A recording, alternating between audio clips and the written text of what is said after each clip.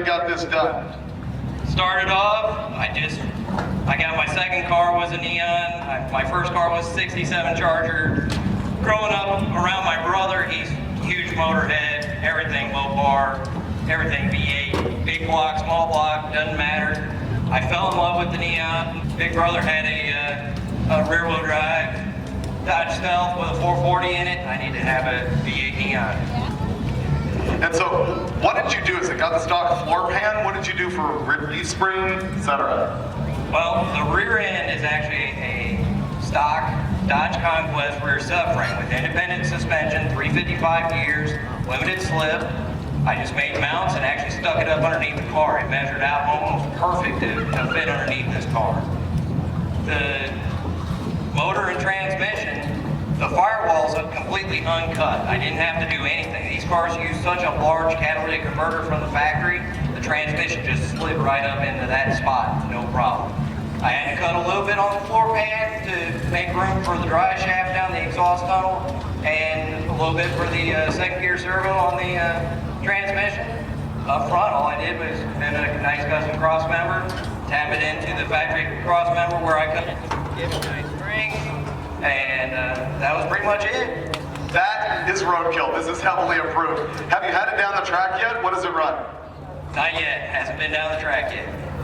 But it will, right? It will. All right, we can't wait to see that. That's an awesome deal. I did not see that coming. That's a good sleeper. I've got the lane door handles. I've always coveted the refrigerator door handles. They're so cool. Steve, next time we discuss a truck, I'm going to need you to just go ahead and have more minute detail about differences in model years, okay? Oh man, really? I can't wait. So this is a big block Chrysler V8 in what used to be a Mitsubishi, right? Yeah, it's a Mitsubishi Dodge. Mitsubishi Dodge. Man, that thing isn't even totally crammed in there. Looks like you had to put like a Mustang 2 strut front suspension on it. Is that what that is? Yes. It's a tubular Mustang 2 setup with built-in coilovers. On the stock frame rails. Yeah. I launch it kind of soft at the track so I don't blow it up. So that ends today, right? 4-link is in the works. Okay, perfect. I expect you to require a 4-link installment after you blow it up for me today. What does it run in the quarter? Best pass to date's at 10:06. That is a lot of fun. I'm digging it. So, what's he get, Elana? Well, we were so impressed by this feat of engineering that he gets the overall car show award, which is a $500 gift certificate from Pioneer. So. All right, $500 gift certificate for Pioneer, so that he can hear that over his whining Pro Charger. The guy got it from the original owner, who used it as a daily driver in Chicago, and yet took such good care of it that it looked like this when he got it. This thing has Dulcich written all over it.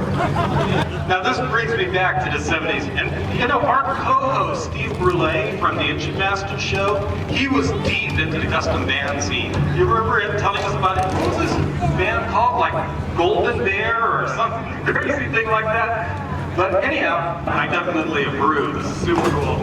And I would like to confirm for everybody in the audience, it does in fact have shag carpet in it, okay? It has shag carpet. It also makes use of actual rope as trim all the way around the roof. I'll have to go ahead and assume that is hemp rope. And the seat covers on it are like full-on Southwestern camo. It's really pretty awesome. I'm digging it. So Blake gets the world's classiest custom van for the 77 G20. I'm gonna have to guess, so this being a C-body Mopar and an earlier one, I'm not that good at it. Is this a 66? 67. All right, I failed. I completely failed you. So go for it. All right, this is a 383 wagon, and it is exceptionally clean. Far too nice for us to even be near. He was like, oh, you can get in, you can sit in it if you want. I was like, no, I will besmirch it. But you can fit nine people in there, and the most impressive thing, I don't know if you guys knew this, some of these big wagons had an option to have dual air conditioners so that your rear passengers were also getting air conditioning even as they were facing backwards and making faces at truckers. This thing is truly mint. Where did you find this? I found it in California by San Francisco. It was a Marine's car, and he had passed away, and it went to his auction for the whole estate, and I just ran across it one late night looking for wagons, bid on it, won it, and shipped it from Cali. and I've had it for about a month, and I haven't done anything to it. It's had a respray about 3 years ago, but other than that, it's 100% original. Yeah. All right, that's one sweet machine, man. I love this thing. It's almost too clean to believe. The important thing about this to me is that it actually has dual rear seat cigarette lighters. One on each side. Man, this thing is the triple cancer deluxe. I love it. The Chrysler Town and Country 67 wagon. We would ruin this. We had another person with a question. You want to shout it out? Favorite car of the pack sitting here right now? Crusher Impala for me, Nascarlo for Finnegan. But I don't want to drive it because I'm going to lose. Want has nothing to do with it. We've already established that you're going to, right? Is it my turn? Yeah, it's your turn. He took the bullet at the first Zip Tie Drags. I did it last time, so now it's his turn. So I get the car with the clutchless, but you still have to use the clutch transmission. Got it. Okay. Losing.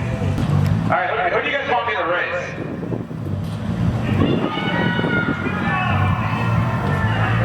They're all Camaros. Be specific.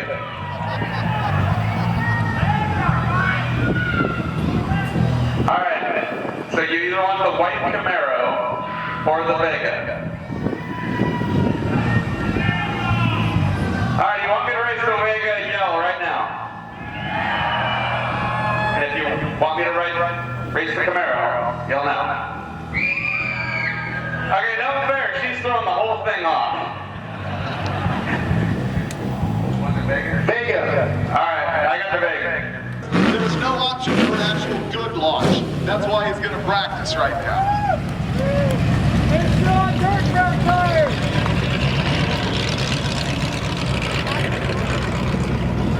We've got some Hoosier road racing slicks on it right now. And if you look at the car, you'll see it's got full floating hubs on all four corners. It's actually got some trick parts on it. If you remove the entire Roadkill part that we installed. Oh, and I'm noticing here that it's still got the body damage from when I backed this thing into the wall at the dirt track during our episode. Everybody see that happen? That was ugly. We figured out what happened. I actually hit him up and broke the ball joint. That was the traditional ramp and fog. There's second gear. There's missing third. And he hasn't found fourth gear yet. What you have to ask yourself now is the Vega slower than a 1643? So, who's going with the Nascarlo? Who's going with the Vega? Oh man, Vega dude, you've got the edge over there. You're feeling stylish. A hat on it?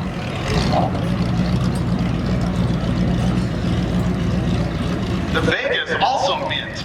Check that thing out. Ooh, with the Landau top. Not everybody paid for that. All right, we're going to be push starting this thing again. We got a hand here. You are now witnessing roughly what every episode of Roadkill looks like when we're filming it. Cars running, cars not running, stuff going wrong, hurry up and wait. We should generally shoot an episode in 5 to 8 days. And now you know why. It takes us that long to change a battery.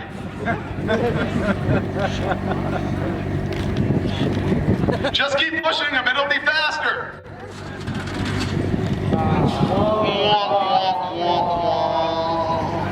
Okay, let me see. The Impala runs good, muscle truck one's good, Vettecart could be questionable, General Mayhem runs good, maintenance is a given. Okay, so we're only going to go through this one time.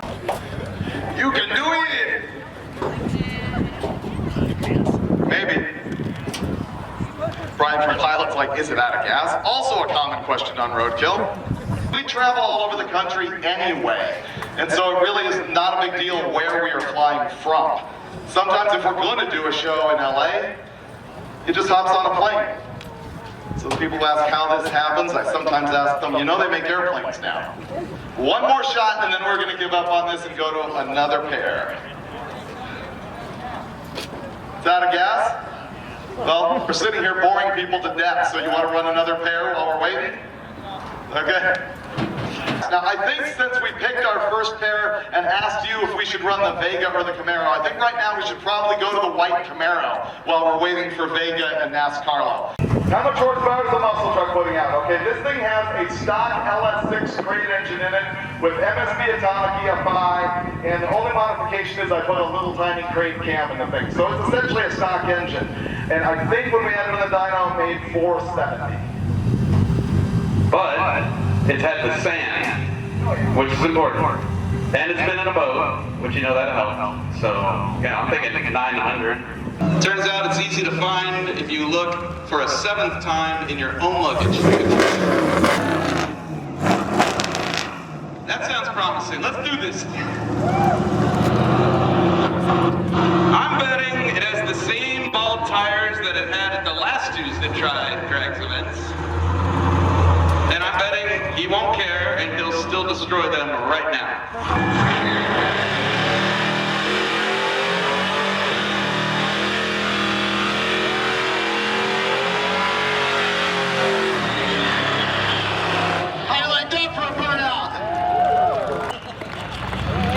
Goodbye, tires.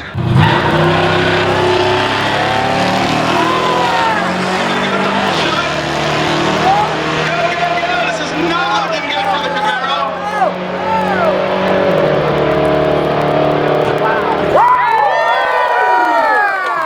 That may be one of the best passes this truck's ever made at a Zip Tie Drags event. Rusty truck versus Vettecart. Let's do this. Are you ready, buddy? So here's the thing about the Vettecart. The guy asked me about the suspension on this thing. It is super squirrely at speed down there. Sounds like he might have a little something in it, either that or one cylinder unplugged.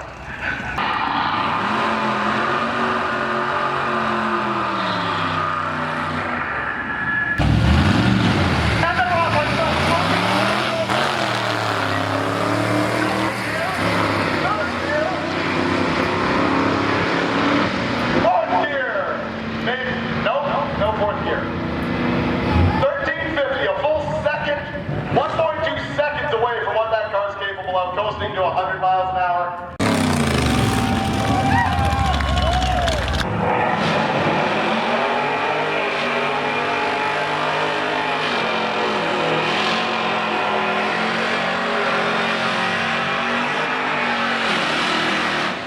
How about that? Hellcat power, 700 on street tires.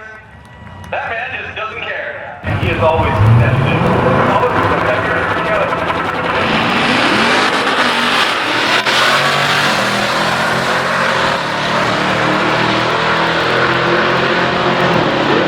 Freiburger's a lumberjack. Look at him saw that guy off. 11 flat at 123 takes out the slower 1253 at a $1.16. Nice work, Freiburger. Electrical, I think I can still gas on the pipe. Hopefully we got the spark now. I don't know what they did to it, but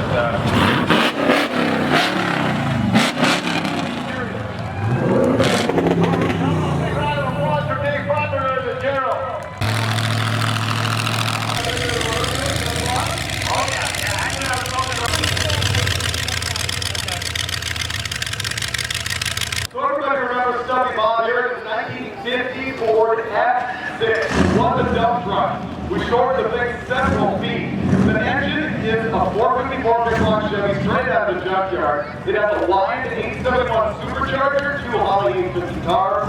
It has a Gearstar 4-lane transmission pointing forward that goes into a boat speed drive that then takes the forward drive shaft and points it rearward to the stock 2-speed rear end that constantly pops out of gear.